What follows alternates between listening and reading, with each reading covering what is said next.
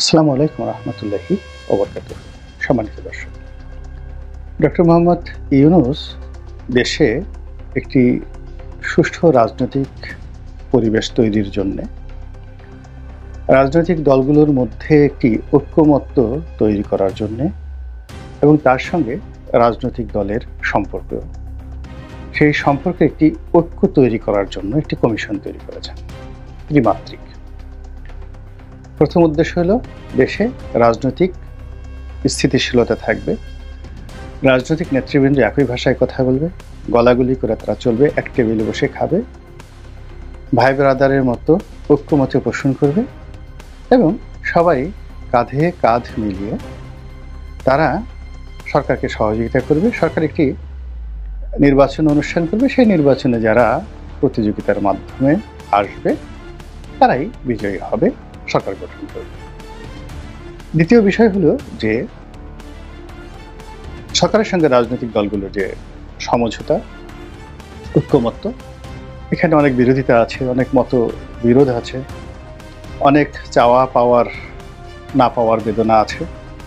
এই দূরত্বগুলো ঘুচানোর জন্য তিনি এই কমিশন করেছেন। তো এই কমিশনের যে কথাবার্তা বা উদ্দেশ্য আপনি যদি আক্ষরিক অর্থে ধরেন, চিন্তা ভাবনা করেন, মনে হবে যে ডক্টর মোহাম্মদ ইউনূস একজন ফেরেশতার মতো মানুষ, এ যুগের একেবারে জিন্দা ওলি। তার সততা, আন্তরিকতা একেবারে গগনচুম্বী।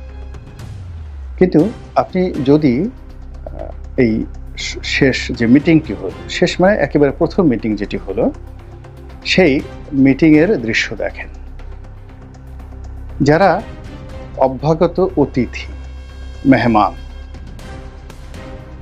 তো অনুষ্ঠানটা শুরু হলো বৈষম্য দিয়ে, মানে মেহমানদেরকে যেখানে বসানো হলো আর যিনি আমন্ত্রণ জানিয়েছেন তিনি এবং তার যারা লোকজন রয়েছেন তাদেরকে একটা উঁচু মঞ্চ করে সেই মঞ্চের উপর তাদেরকে বসানো হলো।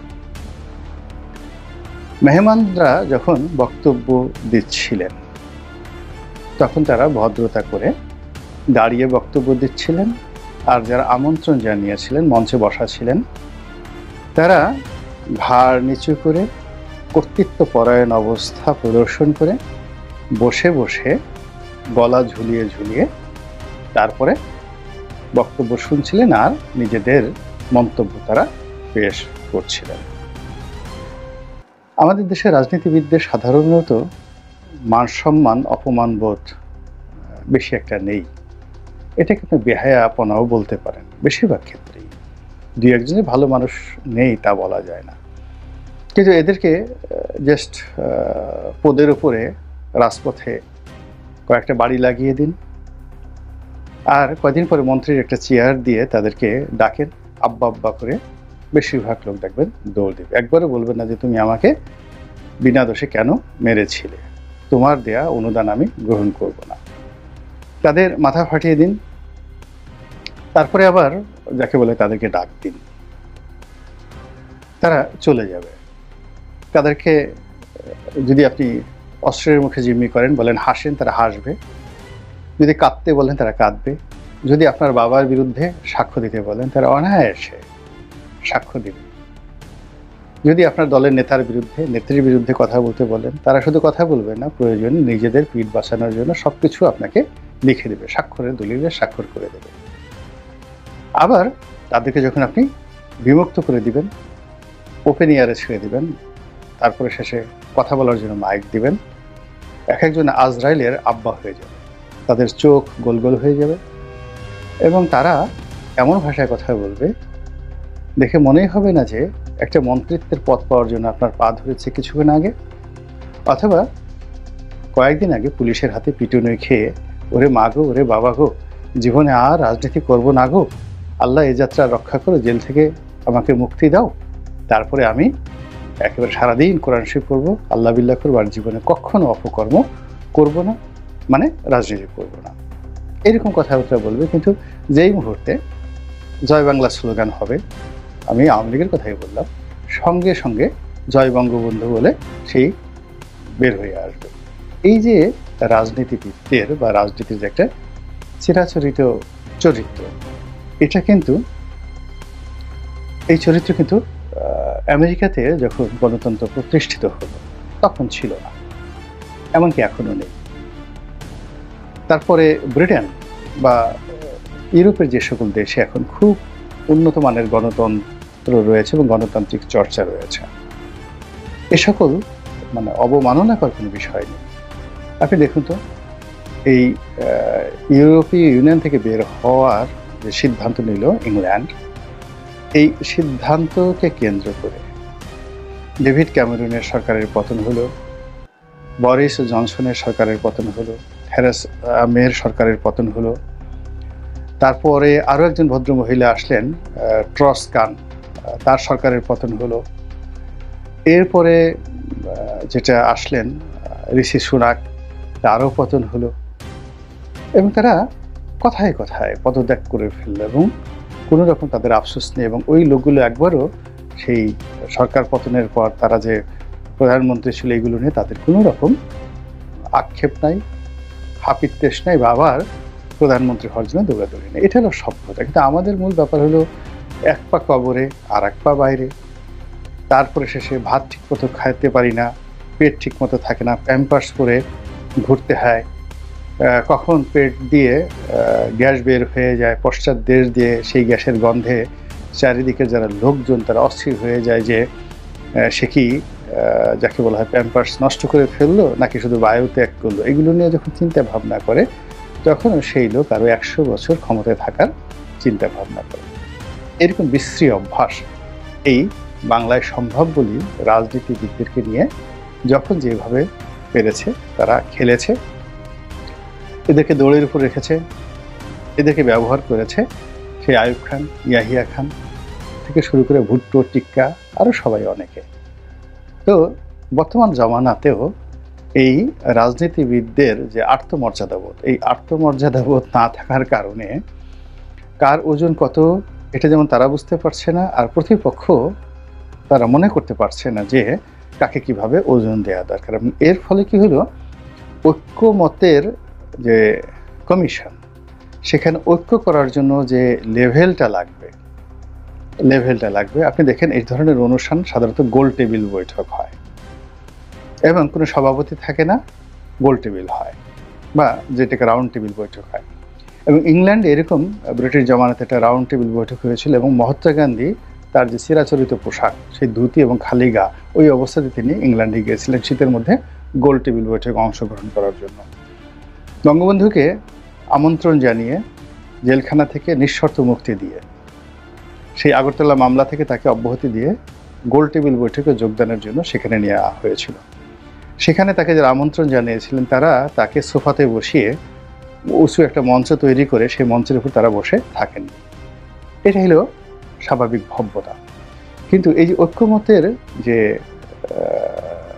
কমিশন, সেই কমিশন প্রথম যে বৈঠকটি করলো, এখানে ঐক্যের কোনো সুর ছিল না, ঐক্যের কোনো পরিবেশ ছিল না, ঐক্যের কোনো লক্ষণ ছিল না। আমি এখানে 7টি কারণ বলেছি, আমি 70টি কারণ বলতে পারবো যেহেতু ভিডিও দীর্ঘ হয়ে যাবে। এখানে একটা বিষয় হলো বুঝতে হবে যে আপনি কাকে দিয়ে কাকে হ্যান্ডেল করাচ্ছেন।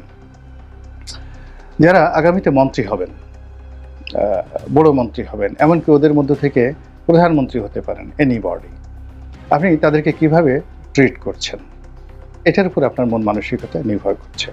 2 নম্বর হলো আপনি কাকে দিয়ে কাকে ট্রিট করাচ্ছেন।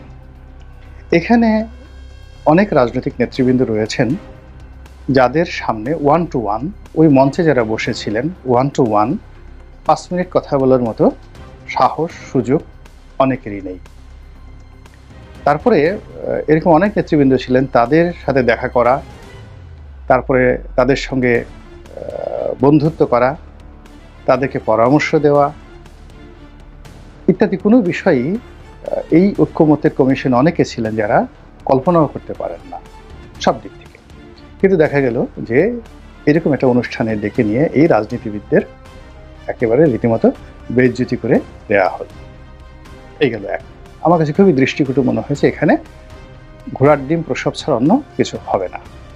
দ্বিতীয় যে সমস্যাটি, সেই সমস্যাটি হলো যে এখানে অনেক ছোট ছোট দলকে দেখলাম যারা বিভিন্ন সময় ভাড়া খাটে, ভাড়াটি হিসেবে তাদের বেশ কুখ্যাতি রয়েছে।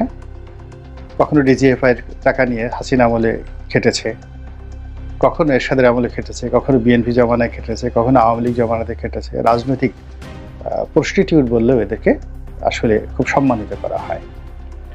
তো এই মানুষগুলো গত ৩-৪ মাসে যে ভাষায় কথা বলছিলেন, অনেকে যে ভাষায় কথা বলছিলেন, তাদের কাউকে মনে হচ্ছিল তারা জামাতকে সাপোর্ট করছেন, কাদেরকে মনে হচ্ছিল তারা সরকারকে সাপোর্ট করছিলেন, কাউকে হয়তো মনে হচ্ছিল তারা নিজেরাই বিরাট কিছু করার চেষ্টা করছেন। কিন্তু কালকের বৈঠকে দেখলাম যে অনেকের ভাষা চেঞ্জ হয়ে গেছে।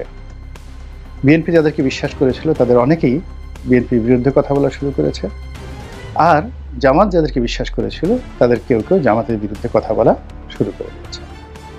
অনেকে যারা সরকার বিরোধী কথাবার্তা বলে, নিজ বিরোধী কথাবার্তা বলে নিজেদের একটা অবস্থা তৈরি করে হয়েছিল, তারা সেই যে বৈঠকে হঠাৎ করে দেখা গেল আকার ইঙ্গিতে ইউনূসকে সহযোগিতা করার চেষ্টা করছেন। এবং এই দৃশ্য দেখে জনাব মোহাম্মদ ইউনূস তিনি ভীষণ রকম আহ্লাদিত। এর কারণ হলো, যেভাবে তিনি চেয়েছিলেন, আশা করেছিলেন, অথবা তাকে যেভাবে বোঝানো হয়েছিল ওটা হুবহু সেইভাবে মঞ্চায়িত হয়েছে। রাজনৈতিক দলগুলো ঐক্যমত্য তো দূরের কথা, আর ওখানে গিয়ে বিভেদ বিসংবাদে জড়িয়ে পড়েছে। এবং ওই বৈঠকের ফলে পারস্পরিক যে সন্দেহ অবিশ্বাস তৈরি হয়েছে। বিএনপির জোট থেকে অনেকে ছিটকে পড়বে, আবার অনেকে অন্য জোটে চলে যাবে। এই যে একটা বিভেদ এবং বিসংবাদ তৈরি হয়ে গেল এই বৈঠকের মাধ্যমে, আগামী বৈঠকে যদি হাতাহাতি শুরু হয়ে যায় তাও অস্বাভাবিক কোনো বিষয় নয়। বোঝার চেষ্টা করেন, আমি একটা ছোট্ট উদাহরণ দিই। ধরুন একটি দল ভেঙে টুকরো টুকরো হয়ে গেছে, একটা দলের 3টা ভাগ হয়ে গেছে এবং তারা দীর্ঘদিন ধরে মারামারি কাটাকাটি করেছে। আপনি এখন 3টি দলকে পাশাপাশি বসিয়ে ঐক্যমত্য করার চেষ্টা করছেন। এটি একেবারে আজরাইল জিবরাইল এসেও পারবে না। এরা কিয়ামতের ময়দানেও গিয়ে বিভেদ এবং বিসংবাদ করবে। আপনি যদি ধর্মকর্ম পড়েন তাহলে আপনি দেখতে পাবেন যে